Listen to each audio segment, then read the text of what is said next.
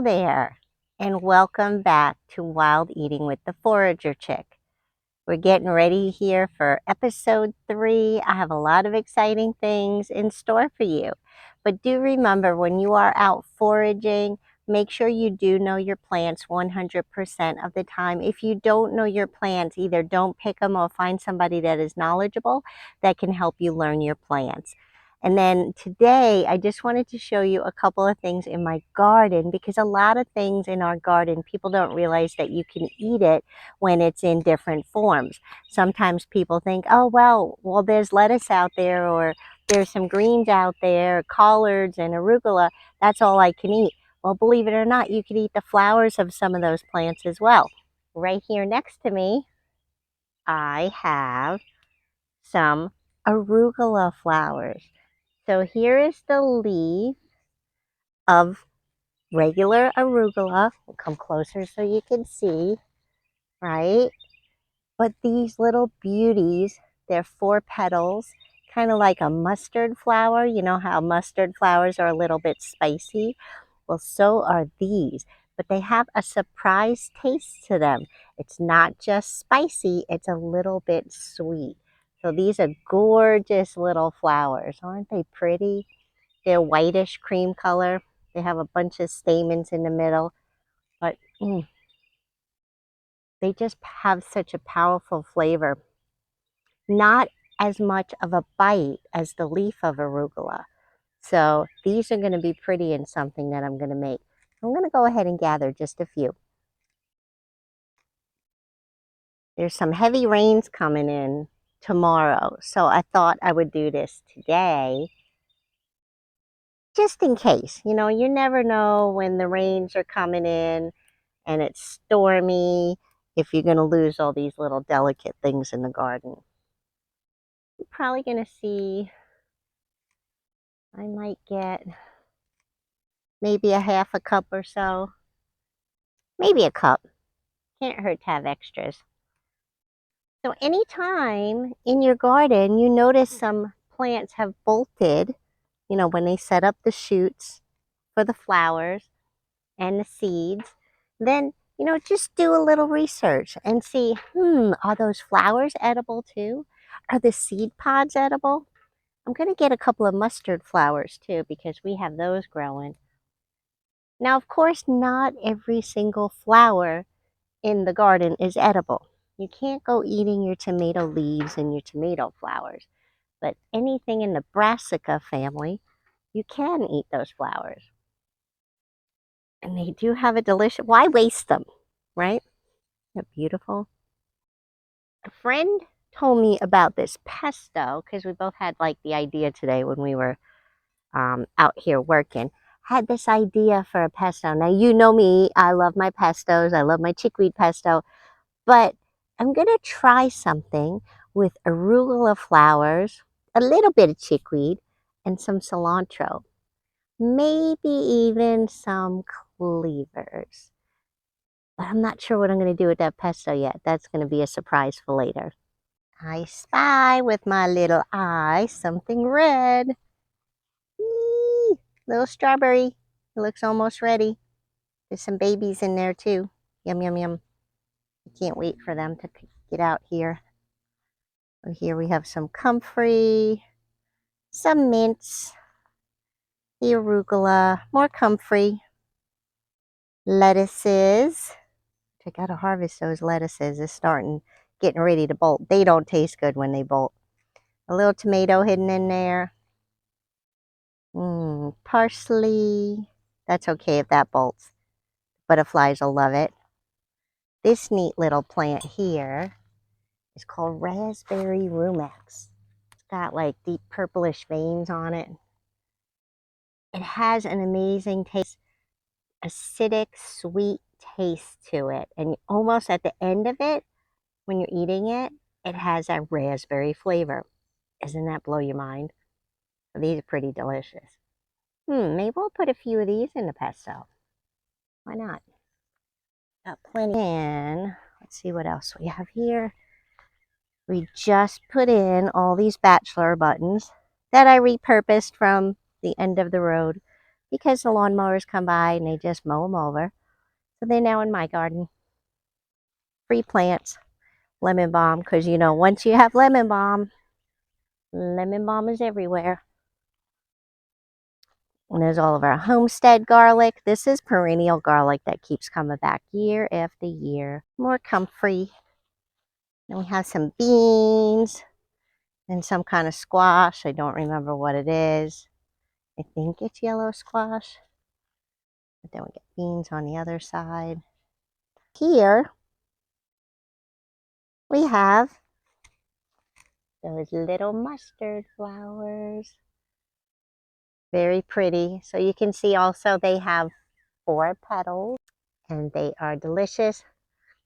And they make almost like this little broccoli. Can you see that? That's what I call it. Like a little broccoli. You could eat that.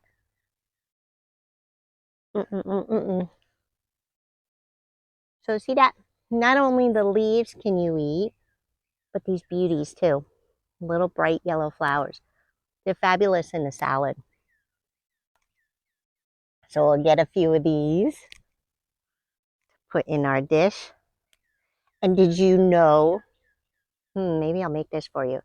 Did you know you can make a mustard with the mustard flowers? Not just mustard seed, mustard flowers. It almost comes out like a mild wasabi, but it's delicious.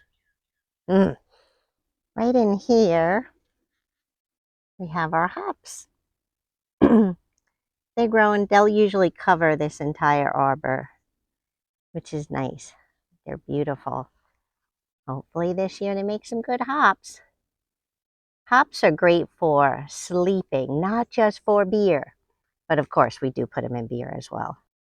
So we've got some of our tomatoes out there. This garden hopefully is going to be full and bring a bounty of veggies for us. We have some bok choy and some cilantro, more of the raspberry rumex. But this is what I want, the cilantro, before it bolts. I'm going to put that in that pesto that I'm going to make. I love cilantro. Why can't cilantro grow when it's tomato season? So we can have all the ingredients for the salsa all together. You know? Maybe if I grew it in the house. What do you think about that? If anybody has any thoughts on that, let me know. Love cilantro. Okay. There's all my goodies. I'll bring them in the house. There's Levi, the Forager dog. Hey, bud, what you doing? You helping Mom? Good boy. Hey there. I'm back with something else for you to eat that's really good and medicinal. I have stinging nettle. Now, it doesn't grow wild in my part of Georgia. It does up in the northern Georgia mountains and above. But I got mine from North Carolina several years ago, and I planted it here, and I'm letting it take over all around this sweet gum tree. So remember, stinging nettles do sting you. They have stinging hairs on them. I'm going to pick one so I can show you. Actually, let me pick one with flowers. Here we go. As you can see, it has the opposite leaves. The flowers hang down between the axils. It has serrated, sharp-toothed leaves on it. It's beautiful, almost like a ovalish, triangular shaped. It's got a square stem. Stinging hairs running all along it. And those stinging hairs have histamines in them. Stinging hairs have histamines in them, and they act as an antihistamine in your body. But when we cook the stinging nettles, drop them in boiling water, drop them in a hot pan, or make tea with them, the stinging hairs go away. But we're going to drop these down, and then I'm going to pick some of the tops. My little fingers are going to be numb. I'm going to pick a bunch of the tops, and we're going to outtake them inside. Yikes! And then we're going to cook with them. Sometimes they don't sting me, but I'm going to have a couple of stings on me. So we went out foraging. I know most of the foraging actually happened in the garden, but you know, sometimes it works that way. Remember when I was showing you all those nettles?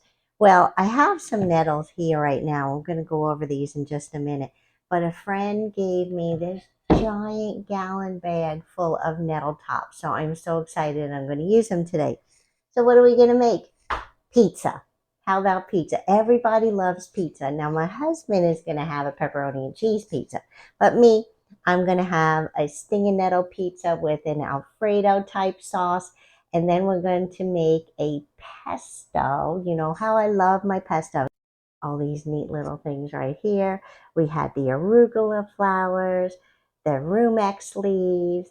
I picked some cilantro, a little bit of mustard in there. And I do have some fresh chickweed. So we're going to make a pesto because this pesto is going to go on top of the pizza as well. But the first thing I want to do is get started with these nettles. I have a pot over here of simmering water. It's actually almost up to a boil. And I do want to show you, I'm going to grab one. If you look at these leaves here, you can see the serratedness on it.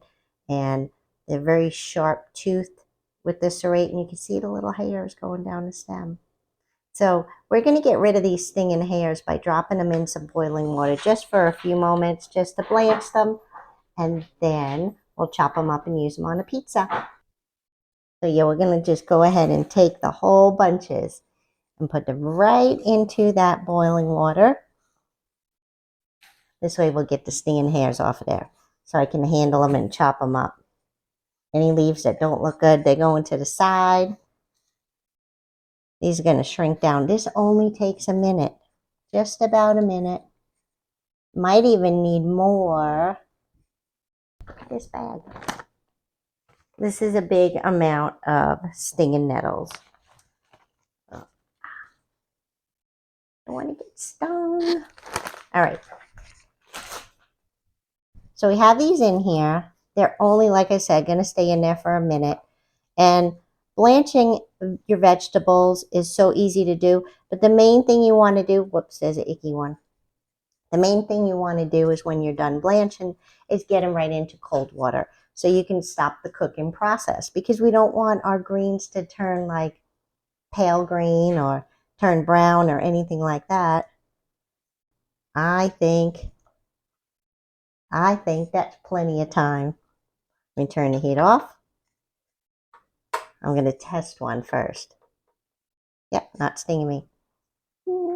Let it drain out. Now the water that's left in here, don't dump it out. This is really nutritious water. I mean, even though it was only in there for a minute, there are so many vitamins in there, and you can use that water. If you don't want to use it in soup for yourself or something, because you could just freeze it and put it in broth and stuff, you could also let it cool and use it as a hair rinse, great for the hair, or you could go water your plants. All right, there we go. I want you to see this. Can you see that golden color of that water already? With all the steam coming up too. So I'm going to set this aside and let it cool. While those nettles cool in that cold water, I'm just going to set them aside. And I want to get this pesto started. So in my pesto, you know I have a recipe. If you don't know, I have a recipe for chickweed pesto, which is my absolute favorite pesto. And I'll leave a link for it somewhere up top here. But it's basically 2 cups of greens. So I have about a cup of chickweed. I'm going to put that in there. Because when it's early spring like this, I don't need to go buy spinach. I just use the chickweed. I'm going to put our little raspberry rumex leaves in there. I'm going to chop them up. It'll give it a little bit of citrusy, sweet zing. We have our cilantro. So I'm going to put that in there too. All in there. Some of those amazing arugula flowers. I know, can you believe you can eat the arugula flowers? Wasn't that cool? You're going to go out and you're going to see if you can find some flowers on your plants and eat them. Just make sure you know what they are. Remember what I told you. If they are all the brassicas, the broccolis, the cabbages, the mustards, arugulas, you can go ahead and eat them. And then I had the little mustard flowers. And by the way, each of these flowers have 4 petals, just like the arugula. Putting this whole thing in there. Well, maybe not stem. Any of these hard stems I'm not going to put in there. Oops. There we go. Got everything in there. Now we need a little bit of salt, not pepper. A little bit of salt. Instead of lemon like I normally do, we're going to use lime. Okay, just to be a little different today. Need 2 tablespoons sunflower seeds. You could also use any pine nuts, or you can even use walnuts or pecans. That would be really good too. Pine nuts is so expensive, so I don't even bother. And then I use nutritional yeast rather than cheese, although I am doing cheese in this Alfredo type sauce that I'm putting on top of the pizza. But I can't overload myself with dairy. There we go. We got that in there. All we need is olive oil. Normally, I would do a half a cup of olive oil for this amount of pesto, but I'm going to do a little bit less because I want my pesto thicker today. We'll see how it does. I'm going to go ahead and do a third, which is 5 tablespoons. Okay. And we'll whirl it on up. It's going to get loud for a minute.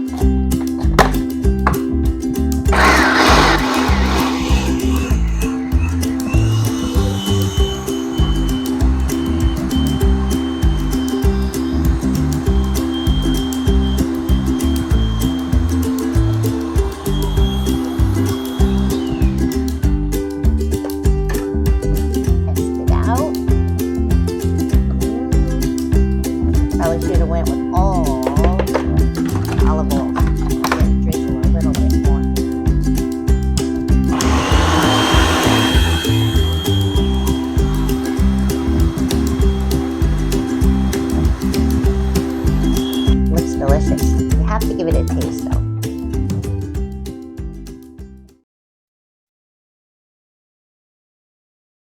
Oh my gosh. You guys, I have never made a pesto with arugula flowers before. Yeah, that's some good stuff. Show you how this looks. Isn't it beautiful? Thick and rich and green. Well, of course, with all the greens we put in there. Looks like chickpea pesto. Tastes really amazing. Oh my gosh. So you got a little bit of spice in there from the mustard flowers and the arugula flowers. And then you get a little bit of zing from the cilantro and the rumex. So yes, this is going on my pizza. So our next step is I'm going to make this little Alfredo. It's kind of Alfredo sauce. I have here a small pot and I'm heating it up on medium. I'm going to throw in a good hunk of butter. Get that in there, start to melt. And once that starts melting, I'm going to go ahead and put in some mushrooms. I have some baby Bella sliced mushrooms here. You can use shiitake mushrooms. Of course, you know I'm going to put mushrooms on everything. If you know me, there's mushrooms in everything.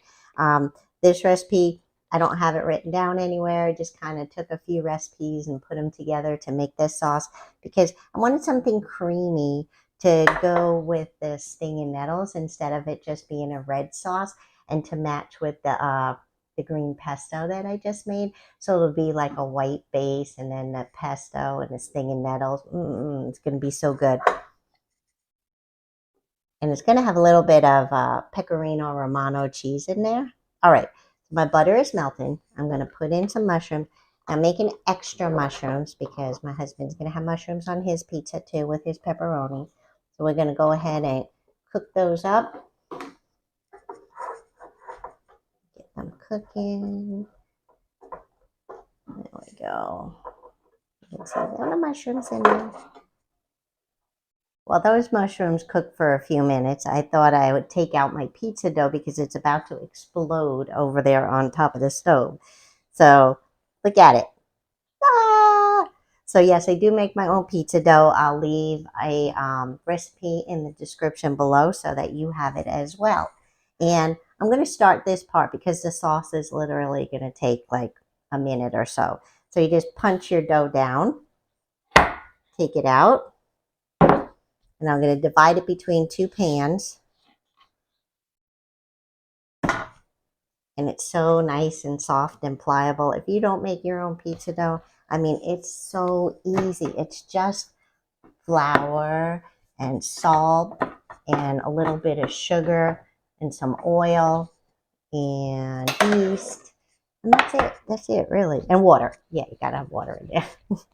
So I'm gonna squish this out, press it out into whatever shape I want it to be. I want my pizza crust nice and thin. My husband likes his really, really thin. So I'm just gonna push it out a little bit, get it all nice. This one will be mine. Yeah, you don't need to buy one of those packaged pizza doughs.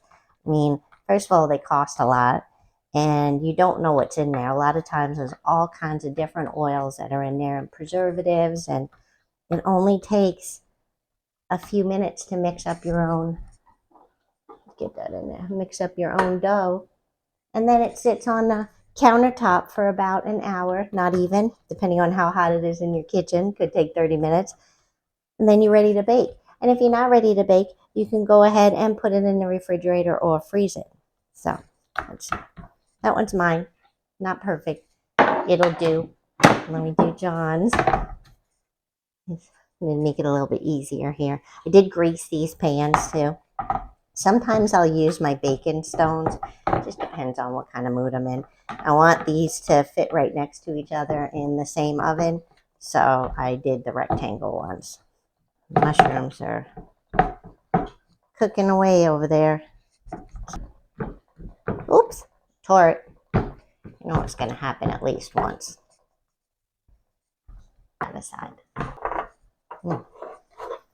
Mushrooms are all, you saw how many mushrooms were in there. They all went away. I'm going to put some aside to put on John's pizza.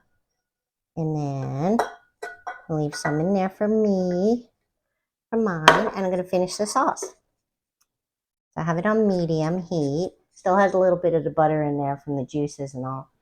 I'm going to add a half a cup of Pecorino Romano cheese.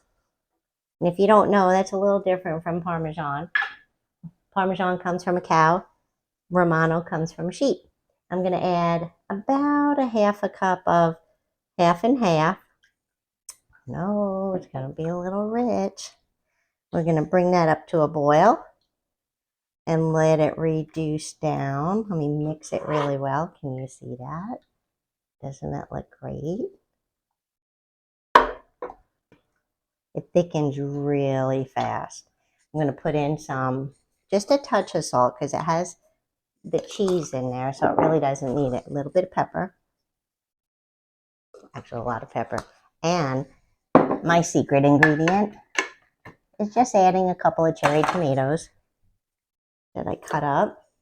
There we go. Grape tomatoes, cherry tomatoes. That cook up. Get nice and thick. And garlic. Almost forgot the garlic. Gotta have garlic in there. Now, of course, it would have been better if the garlic had gone in there with the butter and the mushrooms before I put the cream in. No matter. It's going in the oven, so it'll be just fine. So I did 1 clove of garlic. Get in there, little garlics. Okay. Ooh, this is looking good. You guys have to see it. Look at that. Getting nice and thick. That's going to be my sauce. John's going to have some marinara sauce on his, but I'm going to have this on mine. I'm going to let it get just a little bit thicker. Pizza dough. Ooh, guess what I almost forgot? What do you think I forgot? Boy, I'm really forgetful today. That happens sometimes. It's the end of the day, y'all. All right, my nettles. Gotta have nettles on nettle pizza. I left them aside and totally forgot about them. So we do have to chop these up, but what I have to do, I gotta squeeze all the water out there because we don't want no soggy pizza. And get those all out there.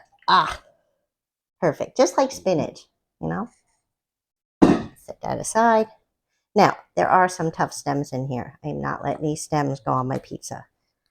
I can already feel them. Because did you know that you can make rope out of nettle stems? Yeah, not kidding.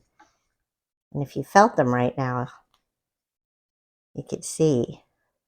We're just going to take those off. We don't need all of them on there. Ooh, bubbling away. Okay. Multitasking over here, you know? I think I need an assistant to help me cook in the kitchen. So I hope you guys have been enjoying the wild eating series that I've been doing. And I hope you've been learning a little bit about some of the wild plants. Even if it's your backyard and you have a garden, there's still wild plants in there, or plants that you didn't even know that you could eat. So it's pretty exciting. And then some of the recipes, like the pesto that I talked about before and the pizza dough, if you have my cookbook, Wild Eating with the Forager Chicks, it's in there. But I'll leave a link down below too, so you can have it if you want to get it. I think I'll have to do another cookbook soon. Somebody wants me to make a mushroom cookbook, just mushrooms. So you can let me know in the comments if that's something that you would love to have. I think I got all those stems. Yeah, they're pretty fibrous. Look at that. We're going to compost these. Or maybe I'll put them in a freezer and put them in soup. I'm sure we'll get some goodness out of them. So then all you do, I want to try to sneak in it. Look at that. Trying to sneak in. Hello, everybody. We had a little debacle, or whatever you want to call it, as I was making all the pizzas the other day. Yep, the other day. I realized that my camera had shut off. And I was already done with everything. I ran out of memory on the camera. Stuff like this happens. So I'm going to go from where I left off and put this all together. I'm not making my husband's pizza because that was just a pepperoni cheese pizza. But I did make some more pizza dough and roll it out. And I was at the point where I was about to chop up all the stinging nettles. So I got them all chopped up here. I did get all the water squeezed out of it and all the stems taken off. So, and then I have the sauce, which is my version of an Alfredo. We had the half and half Parmesan cheese, not Parmesan, Pecorino Romano cheese, and some tomatoes and mushrooms, little bit of butter, salt and pepper, all that good stuff. Now I'm going to go ahead and put this on top of the pizza. Spread that out all over the place. The good thing about this is I get to eat it twice. So, stuff like that happens though, you know. I know sometimes you see on YouTube everything looks perfect and it's not. Stuff happens. There's a lot that goes into filming a video and editing a video, cooking for you guys, making sure I have all my ingredients. All right, that's all spread out. I got it almost to the very edge. And then we're going to go ahead and put, I don't know if I'm going to use all these stinging nettles. I have a lot here. Remember that gallon bag that I had? I think what I'm going to do with some of them, I'm going to dry them and save for seasonings. And the rest, I think I'm going to go ahead and blanch them all, take them off the stems, and put them in the freezer bags, little mini freezer bags. And then I can have them in the heat of the summer because we don't have stinging nettles when it's really hot. Well, look, that all fit on there. Isn't that gorgeous? Now, I have the pesto here, but I'm not going to put the pesto on until it comes out of the oven because it was so good that way. Doesn't that look gorgeous? Ah. So it goes in the oven, 450 degrees for about 15 to 20 minutes till it gets a little bit crispy on the edges. And of course, you can make it the way you like it.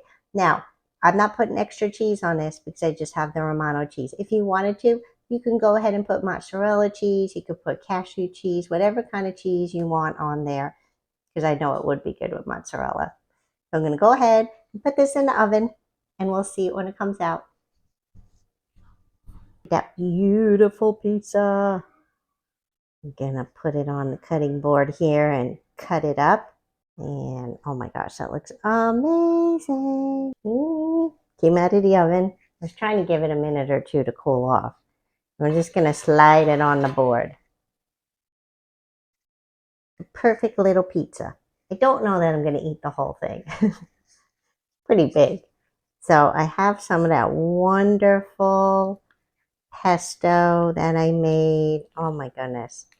With the arugula flowers, the mustard flowers, and some chickweed and some of the rumex in there, sunflower seeds, olive oil, nutritional yeast. What else did I have in it? Oh, lime, a little bit of lime juice. I'm just going to dollop the pesto all over it. And then what you could do, if you wanted to, you could drizzle a little bit of olive oil on there too. That would be good. Let's put that aside. I'm going to give it a little squeeze of lime since we had some lime in there. I know, not your usual thing for a pizza. Put that in there. Before I get to it, because I'm going to give it one more second to cool off. What I have here is the water that the stinging nettles had when they got blanched, and then I put them in cold water. They still had this much color in there. They were only in there for a few minutes, but it's a nice, refreshing drink, and you're getting some of the good vitamins out of stinging nettle. Stinging nettle has so many vitamins and minerals. It's got calcium, magnesium, iron, all kinds of good things for you. Chlorophyll, which you don't get that in most places, but you can take a sip.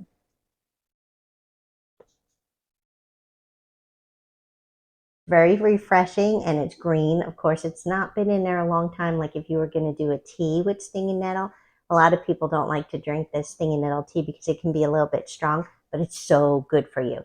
So this is just a light infusion. Give me some flavor to my water and a couple of little extra nutrients in my body. So let's cut this pizza up. I'm going to cut it straight across. And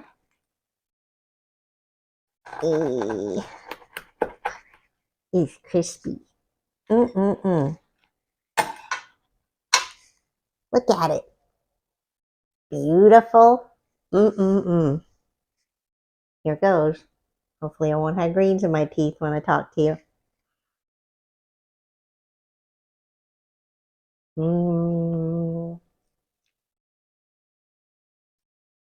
So good. Perfect spring pizza with that Alfredo mushroomy tomato sauce on it. And the green pesto. All these things you could just get right outside pretty much. I mean, of course, I didn't have any of my mushrooms in there. These were the portobellos, but if I had had my shiitakes growing this week, I could have put them in there too. The pizza crust is homemade. The stinging nettles I did get from a friend, but I have plenty of them outside. I can go get some of them too. And what else on there? And that pesto all came from the garden. Isn't that wild? So yeah, wild. pardon the pun, but yeah, wild eating. It's the great way to go. I mean, who needs a grocery store? I know we need a grocery store for some things, but you know, eventually you might be able to get everything from your farmstead, homestead, or trade with some friends.